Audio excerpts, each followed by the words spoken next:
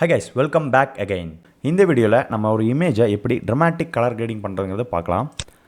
So layer panel open பண்ணிக்கோங்க. Layer பேனலில் bottom சைடில் பார்த்துட்டிங்கன்னா அட்ஜஸ்ட்மெண்ட் லேயர் இருக்கும். அதை கிளிக் பண்ணி சாலிட் கலரை சூஸ் பண்ணிக்கோங்க. இதில் எந்த கலர் இருந்தாலும் பரவாயில்ல, ஓகே கொடுத்துருங்க. லேயர் மாஸ்க்கை செலக்ட் பண்ணிவிட்டு கண்ட்ரோல்-I கிளிக் பண்ணிங்கன்னா லேயர் மாஸ்க் இன்வெர்ட் ஆகிடும்.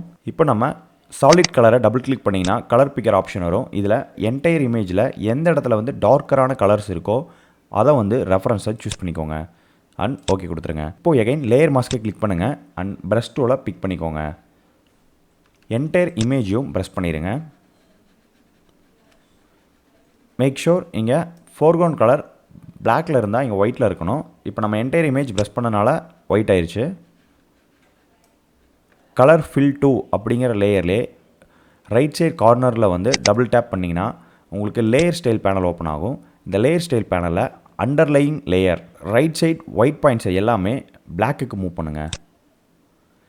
என்டையர் ஒயிட் பாயிண்ட்ஸுமே வந்து பிளாக்கு மூவ் ஆயிரும். ஸோ அதனால் ஆல்ட் கீயை ஹோல்ட் பண்ணிவிட்டு ஃபஸ்ட் ஆஃபை எகைன் ஃப்ரண்ட்டுக்கு கொண்டு போயிருங்க அண்ட் பேக் எண்டை எகைன் டார்க்குக்கு மூவ் பண்ணுங்கள்.